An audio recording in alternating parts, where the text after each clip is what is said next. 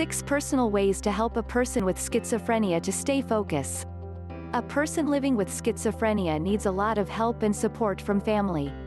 Inasmuch as a medication can help manage symptoms, the day-to-day support and care the patient gets from family and friends is very helpful in his recovery journey. Here are some ways in which we can help a person with schizophrenia to stay focused on his tasks. 1. Love the person.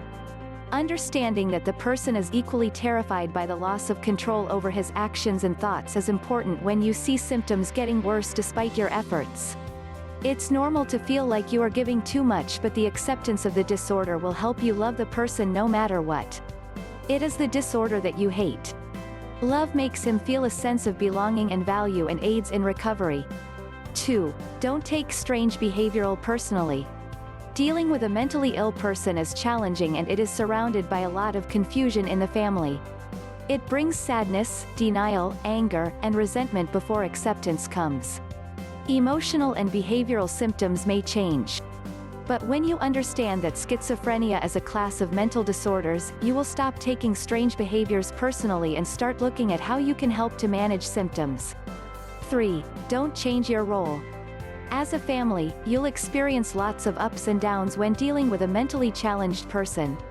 It can be very overwhelming and you may lose yourself in this. If you don't take care of yourself and your personal safety, you won't be able to take care of the patient.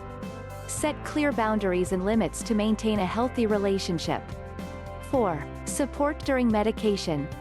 If the person is under medication, help him take a daily prescription to aid quick recovery. Encourage him on the need to take medication. Remind him of the values of a healthy lifestyle and openly discuss her experiences. If he refuses to take medicine, contact the doctor. 5. Help with daily chores. Understanding that a person with schizophrenia has limited capabilities and that he needs support is important. However, this doesn't mean that you expect nothing out of that person. Treat him with dignity and communicate regularly. Help him with tasks that seem difficult to aid him to stay active and clean. 6. Help him regain control. When you see strange behaviors, don't threaten or shout at him. If you criticize, block the doorway or stand over the patient, the worst can happen to you or him. Stay calm and comply with a reasonable request. Call for help immediately.